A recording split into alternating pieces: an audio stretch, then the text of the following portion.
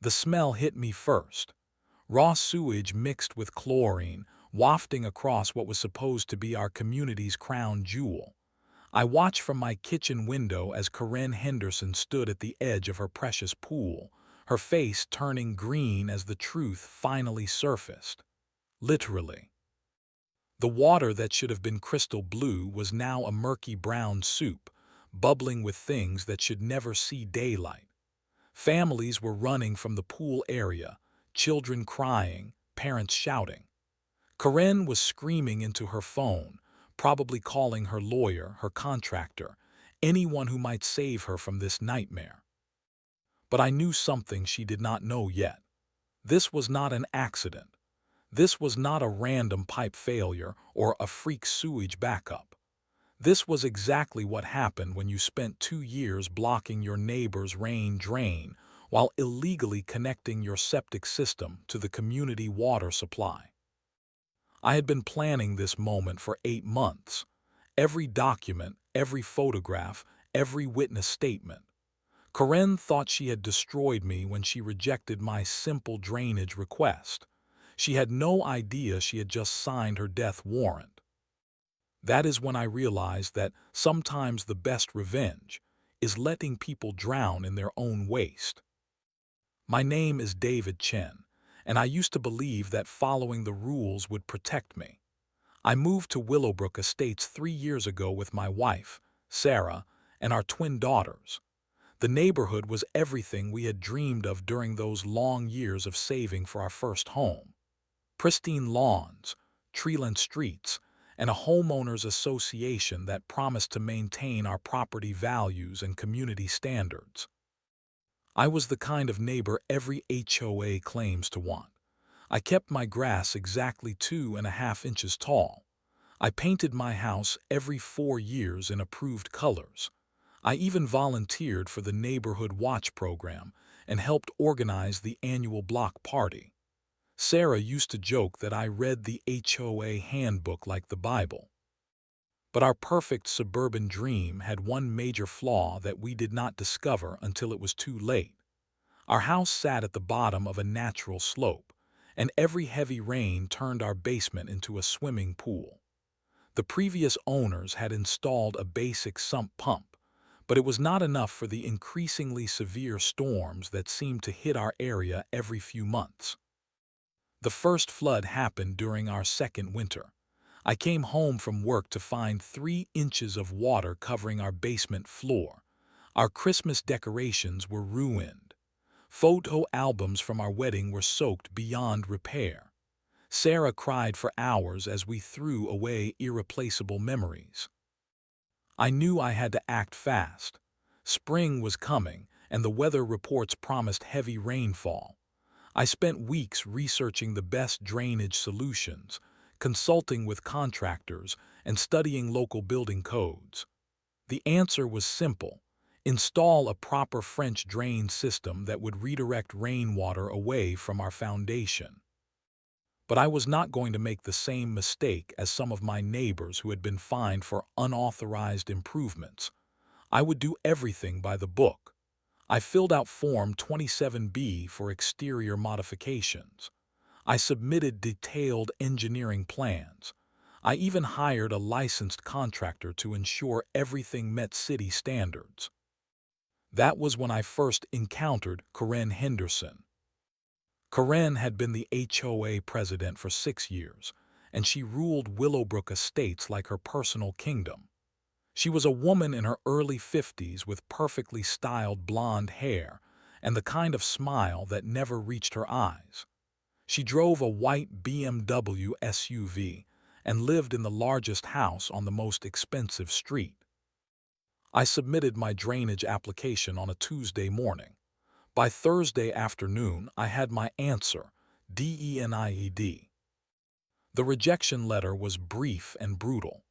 Application does not meet community aesthetic standards.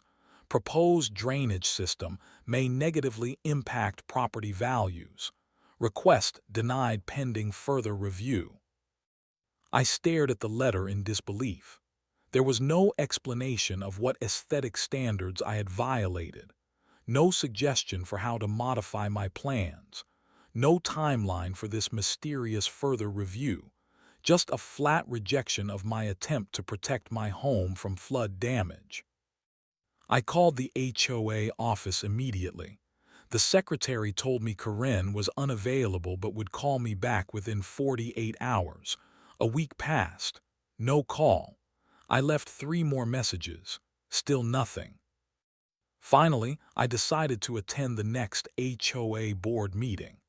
I had never been to one before, but I figured I could present my case directly to the board and get some answers about my drainage system. The meeting was held in the community center, a bland building next to the playground. About 20 homeowners were scattered across folding chairs, most of them looking bored or frustrated. Corinne sat at a table in the front, flanked by 4 other board members who seemed to hang on her every word. When the time came for homeowner comments, I stood up and introduced myself. I explained my flooding problem and my need for proper drainage. I mentioned that my contractor had assured me the system would be completely invisible from the street. Corinne listened with that same cold smile. When I finished, she leaned forward into her microphone. "Mr. Chen, I appreciate your concern, but the board has already reviewed your application. Our decision is final. If you have further questions, you can submit them in writing." That was it. No discussion, no explanation, no opportunity for me to address whatever concerns they might have had. The meeting moved on to the next topic as if I had never spoken.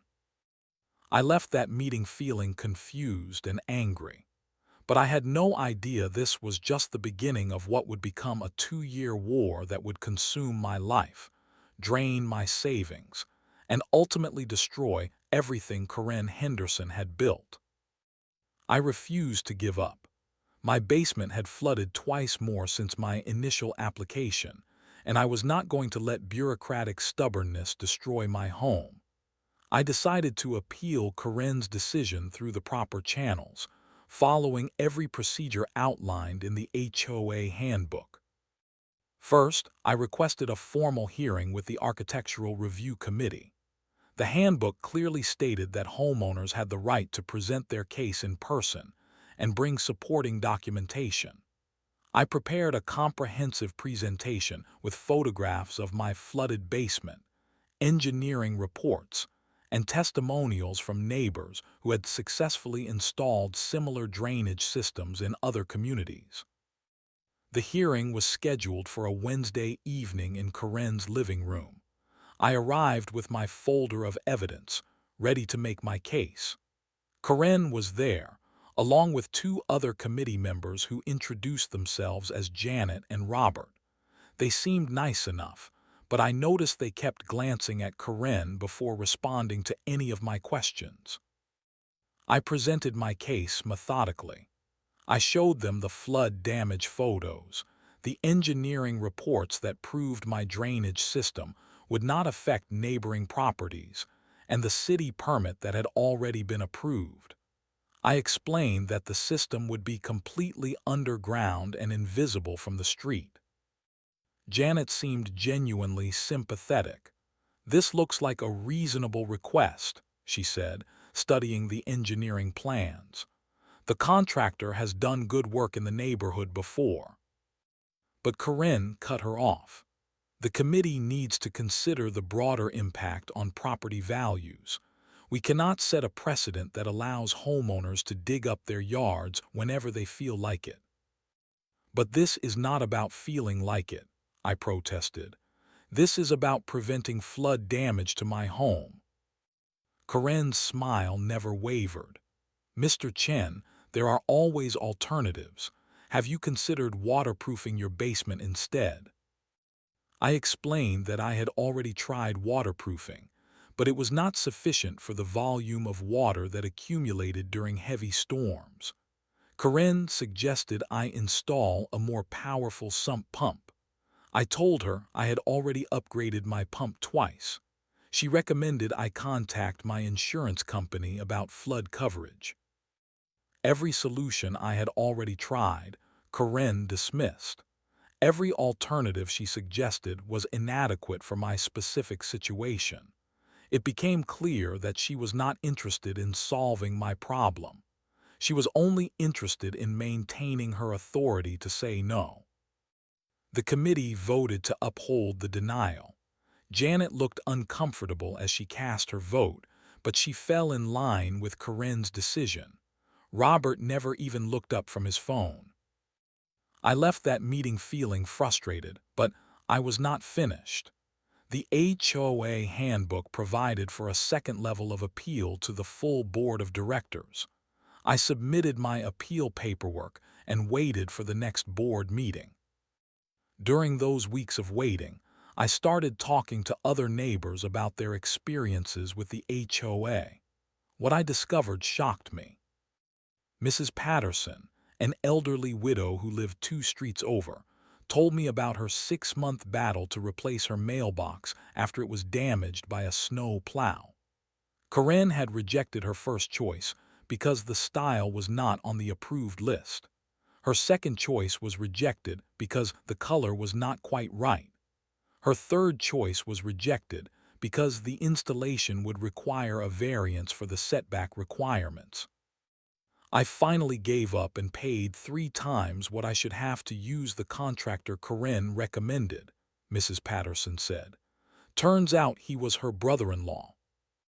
Tom Rodriguez, a young father with 3 kids, described his ordeal trying to install a swing set in his backyard. Corinne made us submit 5 different plans before she finally approved one. Then she changed her mind after we had already built it and made us tear it down and start over. Maria Santos had been fighting for 8 months to get approval for solar panels. Corinne keeps finding new reasons to reject my application. First it was aesthetics, then it was engineering concerns, then it was impact on the neighbors.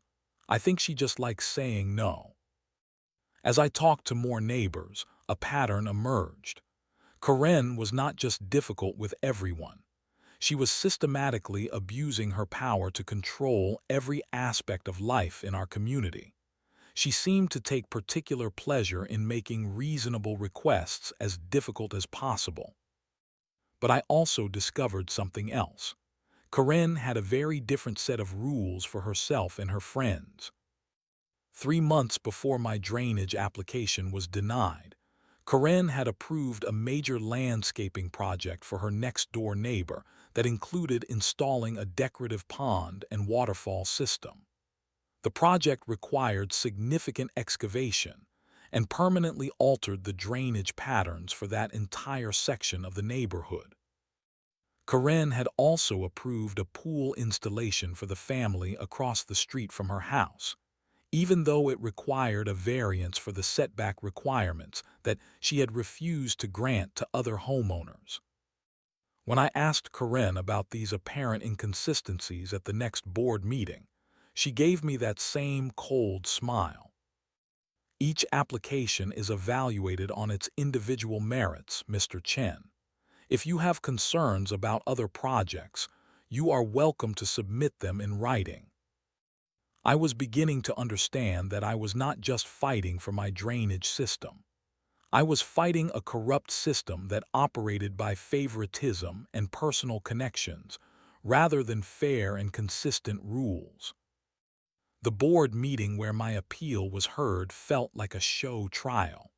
Corinne had clearly made up her mind before I even spoke.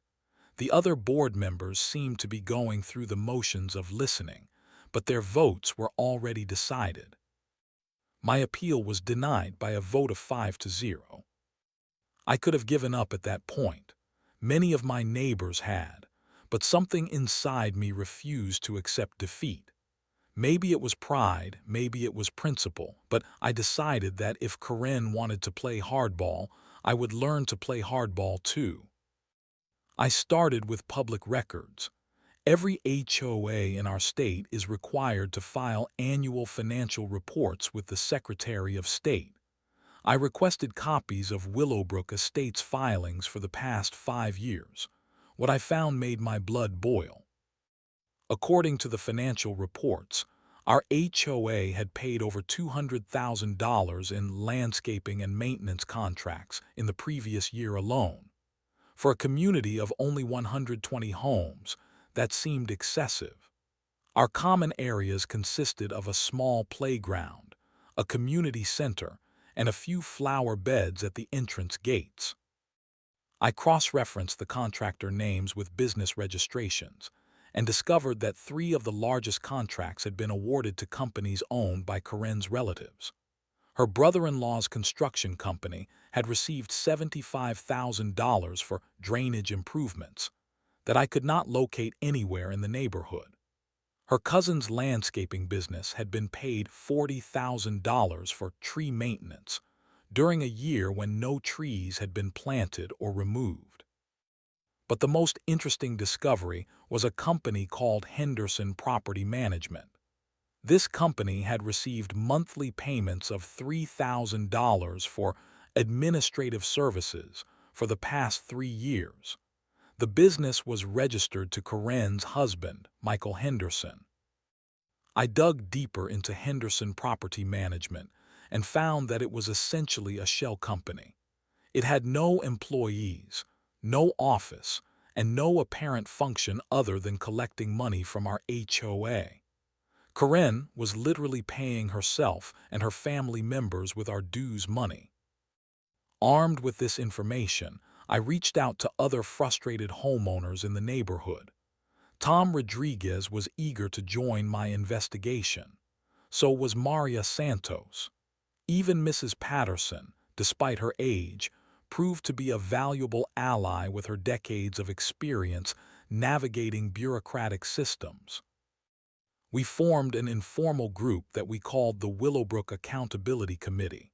We met in different houses each week, sharing information and planning our strategy. Tom's background in accounting helped us analyze the financial records. Maria's job as a paralegal gave us insight into legal procedures. Mrs. Patterson's network of neighborhood contacts provided us with gossip and insider information. Our investigation revealed that Corinne's corruption went far beyond simple financial fraud. She was systematically using her position to benefit herself and punish anyone who challenged her authority. Maria discovered that Corinne's own house had been modified extensively without proper permits or HOA approval. Satellite photos from Google Earth showed that Corinne had built a large deck, installed a pool, and constructed a detached garage, all without submitting the required applications that she demanded from everyone else. Tom found evidence that Corinne had been selectively enforcing rules based on personal relationships. Homeowners who hired contractors recommended by Corinne rarely received violation notices, while those who used other contractors were frequently cited for minor infractions. Mrs. Patterson learned from her network that Corinne had been pressuring elderly residents to sell their homes to a development company that was planning to buy up properties for redevelopment. Several widows had received threatening letters about code violations shortly before being approached by this development company with lowball offers. But our biggest breakthrough came when I decided to investigate the community pool that Corinne was so proud of. She had pushed through its construction 3 years earlier over the objections of several homeowners who thought it was too expensive. The pool had cost the HOA nearly $300,000, far more than similar facilities in neighboring communities. I requested the construction permits from the city and discovered something shocking. The pool's septic system had been connected to the storm drain system that served the entire neighborhood. This was a clear violation of city health codes and environmental regulations. When I looked at the engineering plans more carefully, I realized that this illegal connection meant that all the waste from the pool's filtration system, including human waste from the pool itself, was being discharged directly into the storm drains that eventually fed into the local creek. Even worse, the storm drain system that Corinne had illegally tapped into was the same system that my house's drainage would have connected to if she had approved my application. She had blocked my legal and environmentally safe drainage system while secretly operating an illegal septic discharge that was contaminating our entire neighborhood's water supply. I sat in my kitchen that night, staring at the engineering plans and trying to process what I had discovered. Corinne had not just been corrupt and petty. She had been endangering the health and safety of every family in our community while blocking legitimate improvements that would have actually helped people. That was when I realized that this was no longer about my flooded basement. This was about stopping a criminal who had been hiding behind the facade of community leadership while poisoning our neighborhood for her own benefit. I made a decision that night that would change everything. I was going to expose Corinne Henderson and bring down her entire corrupt system, but I was not going to do it through HOA meetings and appeal processes. I was going to do it the way you stop any criminal, by gathering evidence, building a case, and turning her in to the authorities. The war was about to begin.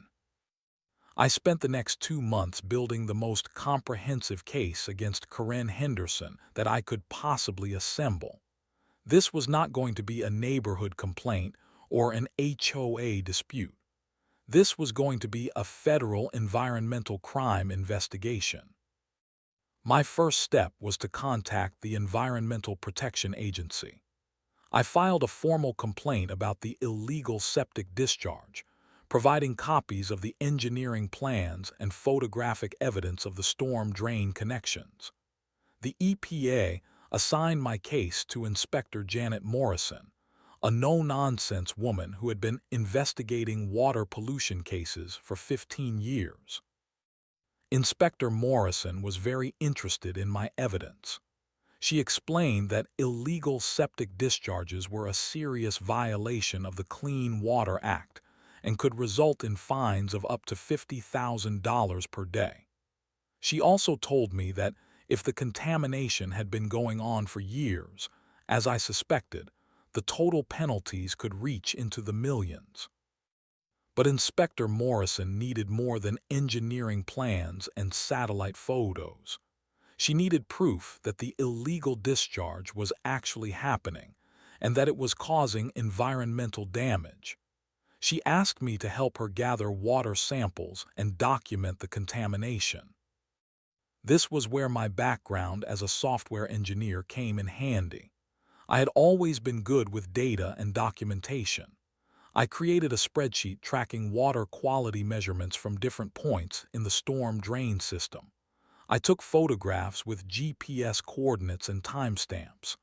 I even learned how to use pH testing kits and bacteria detection strips. The results were horrifying. The storm drain outlet near the community pool showed bacterial levels that were 20 times higher than normal. The water had a distinct smell and greenish color that indicated high levels of organic contamination. Fish in the downstream creek were showing signs of stress and disease. Corinne's illegal septic discharge was not just violating environmental regulations. It was actively poisoning our local ecosystem. While I was gathering environmental evidence, my accountability committee was working on other aspects of the case. Tom Rodriguez had requested financial records from the county assessor's office and discovered that Corinne's property taxes had been suspiciously low for the past 3 years. Her house was assessed at a value far below similar properties in the neighborhood, suggesting possible tax fraud. Maria Santos had been researching the development company that was pressuring elderly residents to sell their homes. She discovered that the company was owned by a shell corporation that traced back to Corinne's husband, Michael Henderson. Karen was using her position as HOA president to pressure her neighbors into selling their homes at below-market prices to her own family's development company. Mrs. Patterson had been talking to residents in neighboring communities and found that Karen had been spreading false information about Willowbrook Estates to potential buyers. She was telling people that our neighborhood had drainage problems and potential flooding issues, which was driving down property values and making it easier for her development company to buy homes cheaply. The irony was perfect. Karen had been blocking my drainage system while telling outsiders that our neighborhood had drainage problems. She was creating the very problem she was using to justify her real estate schemes. But I needed more than just evidence of Karen's crimes. I needed a way to expose her publicly and ensure that she could not cover up her corruption or retaliate against the people who had helped me investigate her. That was when I learned about the annual Willowbrook Estates community pool opening ceremony. Karen had been planning this event for months as a celebration of her leadership and vision for the community. She had invited local politicians, media representatives, and potential home buyers to showcase our neighborhood's amenities.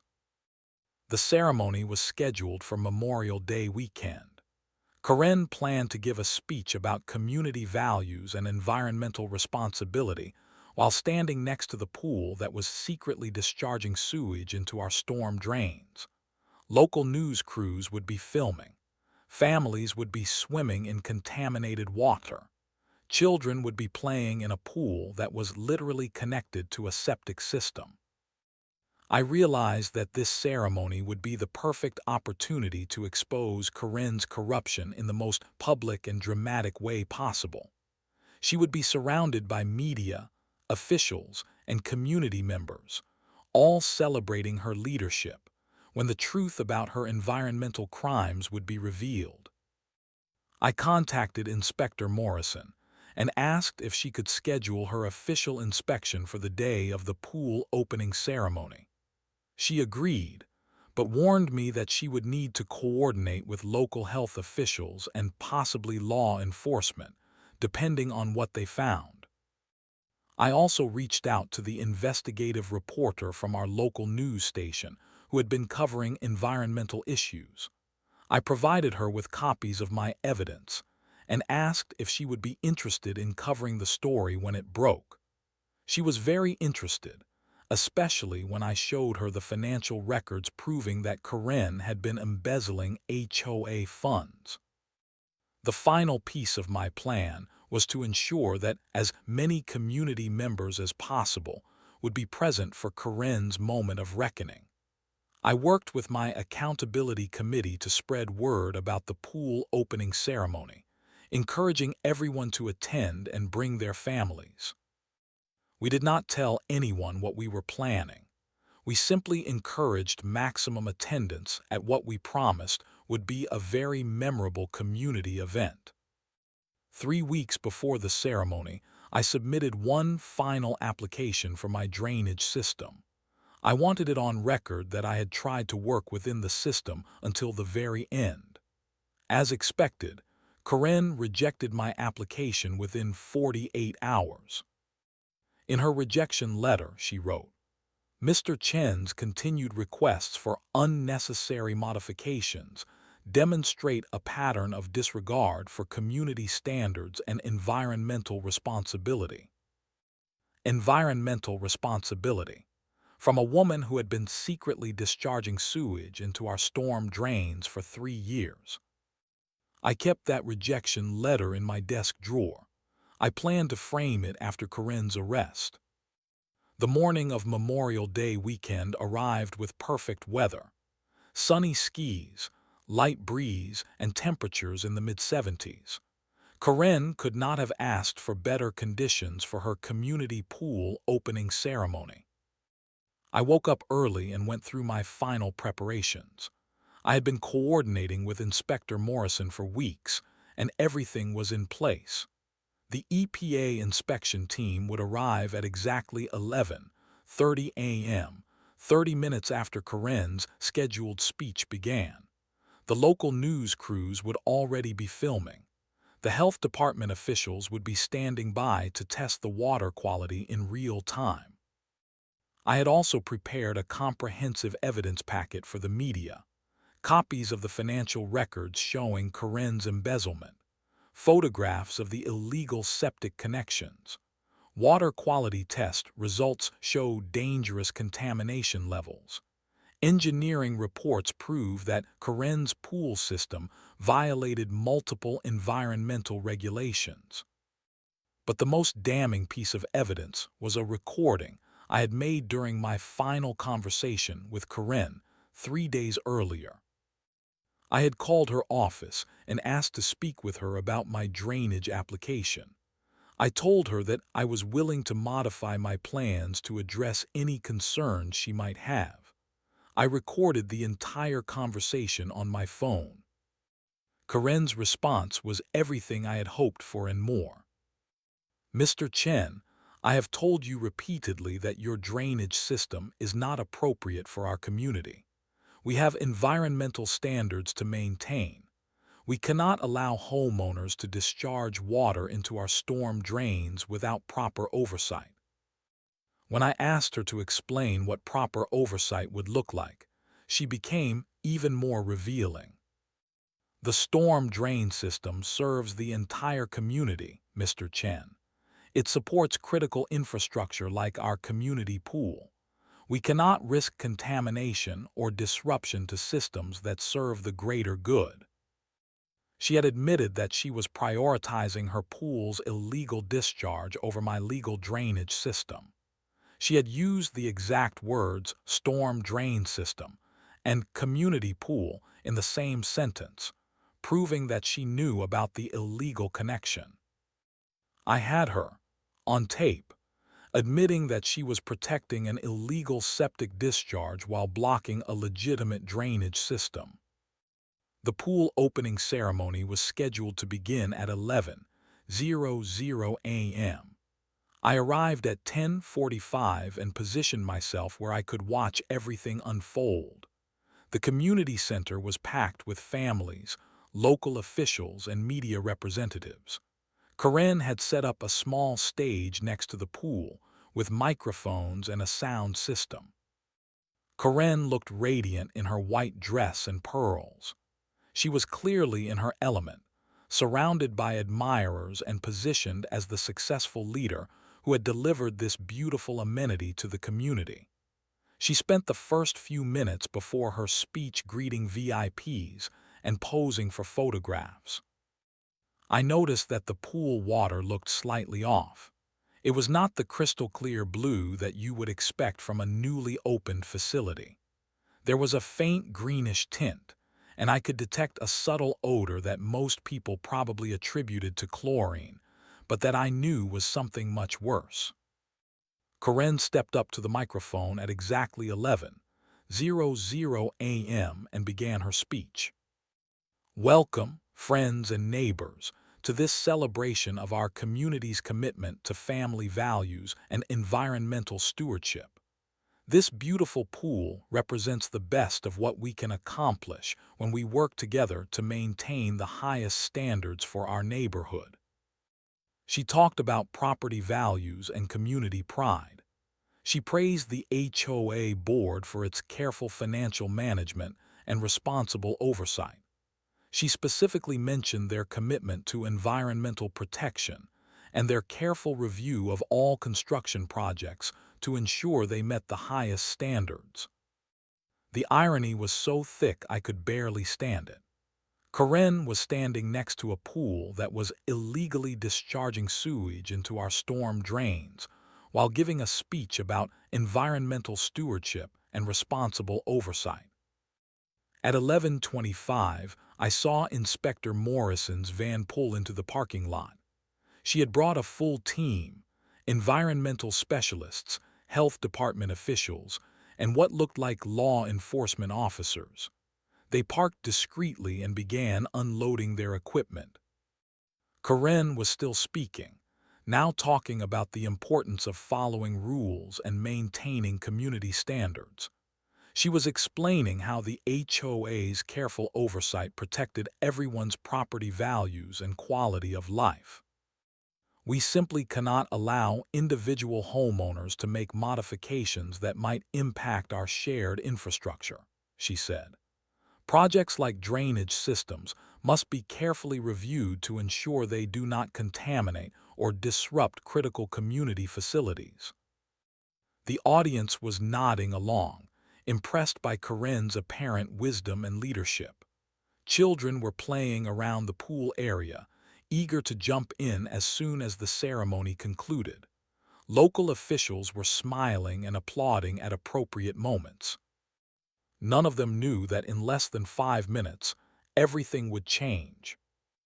At 11:30 a.m., Inspector Morrison and her team walked into the pool area. They were carrying official EPA identification and water testing equipment. Corinne noticed them immediately and paused in the middle of her sentence. "Excuse me," she said into the microphone, "but I think we have some unexpected visitors." Inspector Morrison approached the stage with her credentials displayed.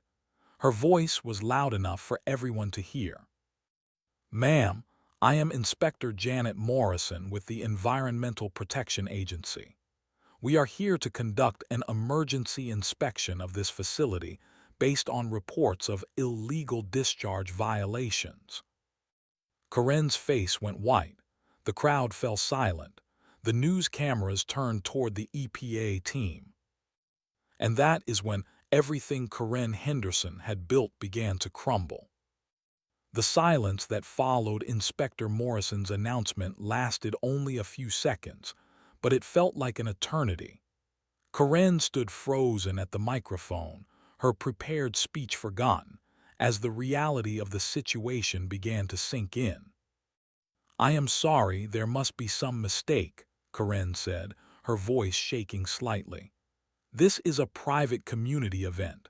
We have all the proper permits and approvals for this facility."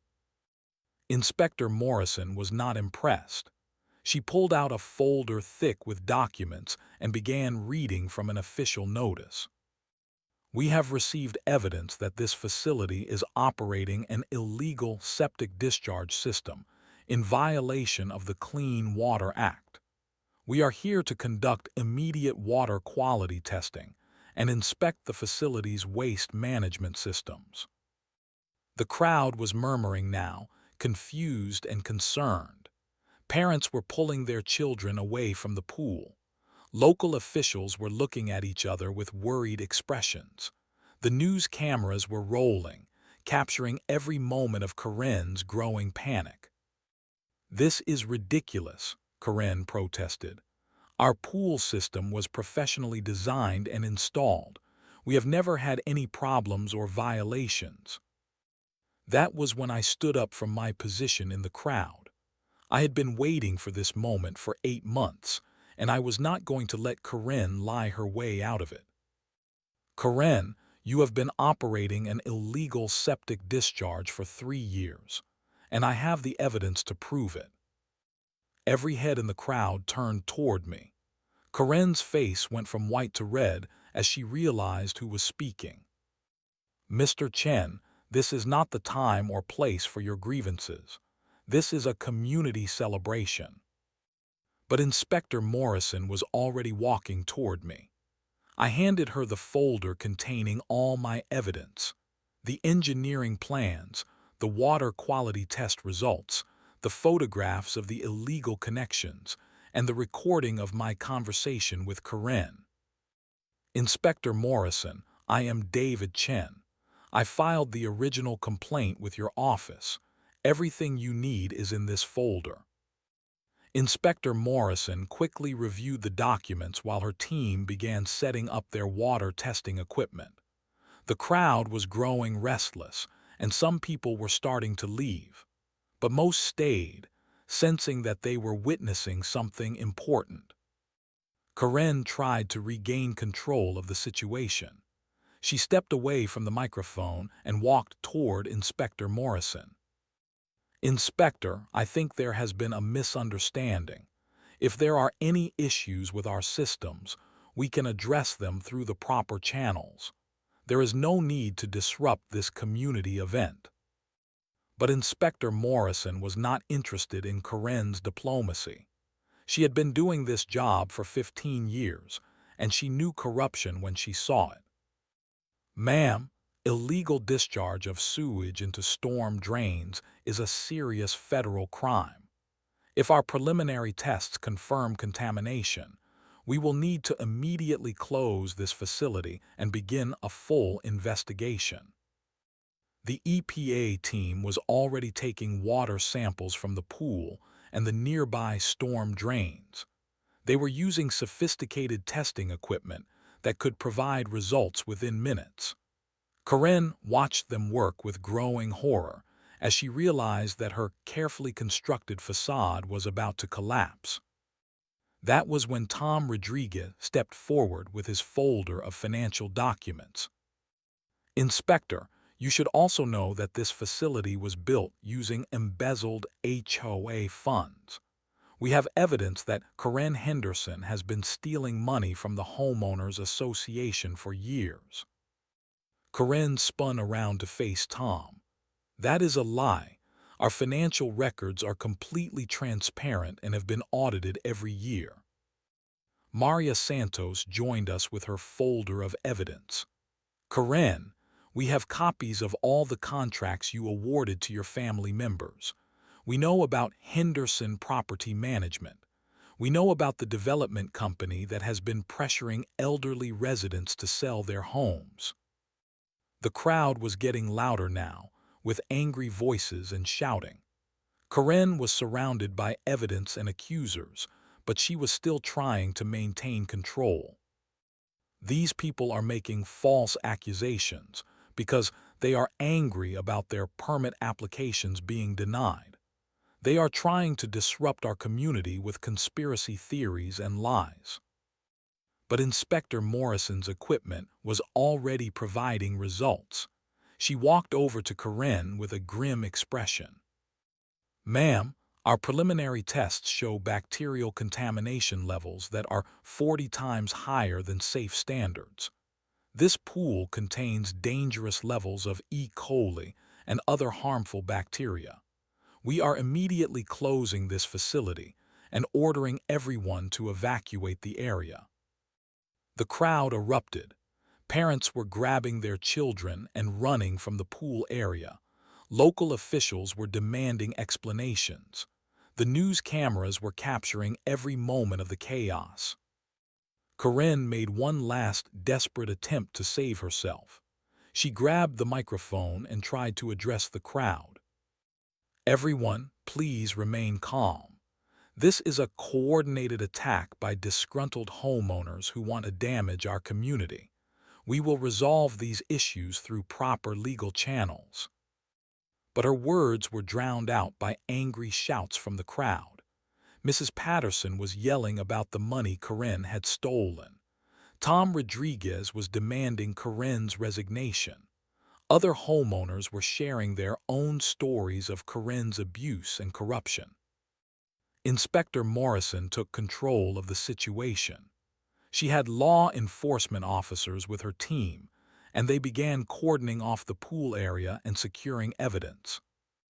Ladies and gentlemen, we need everyone to clear the area immediately. This facility is now under federal investigation for environmental crimes. Anyone who has been in contact with this water should seek medical attention immediately.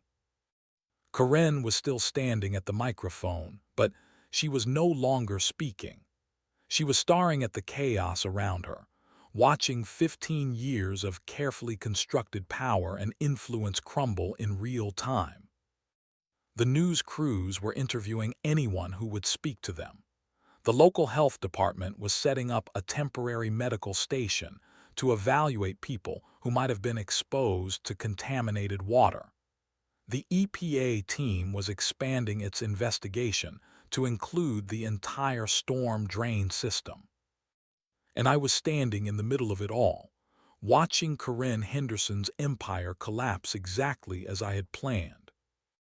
But this was not the end. This was just the beginning of Corinne's fall from grace. The aftermath of the pool opening ceremony was swift and devastating for Corinne Henderson. Within 48 hours, she was facing federal charges for environmental crimes, state charges for embezzlement, and civil lawsuits from dozens of homeowners who had been harmed by her corruption. The EPA's investigation revealed that Corinne's illegal septic discharge had been contaminating our storm drain system for over 3 years. The total environmental damage was estimated at over $2 million. The Clean Water Act violations alone carried potential fines of $18 million. The financial investigation was equally damning. Prosecutors found that Corinne had embezzled over $400,000 from the HOA through fraudulent contracts and fake administrative fees. Her development company had been using insider information to manipulate property values and pressure residents into selling their homes at below-market prices. Corinne's husband, Michael, was arrested as a co-conspirator. Their assets were frozen, and their house was seized to pay for restitution and environmental cleanup costs. The local district attorney called it one of the largest HOA fraud cases in state history. But the most satisfying part of Corinne's downfall was watching her lose the thing she valued most, her power and reputation in the community. 3 days after the ceremony, Corinne submitted her resignation as HOA president. The board accepted it immediately and appointed an interim president to oversee new elections.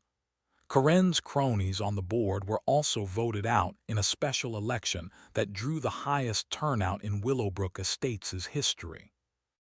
The new HOA board was committed to transparency and accountability. Their first official act was to approve my drainage system application, which had been sitting in Corinne's desk drawer for 2 years. The installation was completed within a month, and my basement has been dry ever since. More importantly, the new board implemented reforms that prevented any future abuse of power. All financial records became public. All board meetings were recorded and made available online. All architectural decisions were required to follow written standards with an appeals process that could not be manipulated by personal vendettas. The community pool was permanently closed and filled in. The cleanup costs were covered by the seizure of Corinne's assets. The space was converted into a community garden where neighbors could grow vegetables and flowers together. Corinne and Michael Henderson left Willowbrook Estates in disgrace 6 months after the ceremony. They sold their house for far less than its assessed value and moved to another state where they hoped to start over. But their criminal convictions followed them, and they were never able to rebuild the life they had lost. I learned later that Corinne's environmental crimes had been reported to the EPA by several government agencies, including the FBI, which had been investigating HOA fraud across the state. My complaint had been the final piece of evidence they needed to build their case. The investigative reporter from the local news station won a state journalism award for her coverage of the story. The documentary she produced about HOA corruption was picked up by a national network.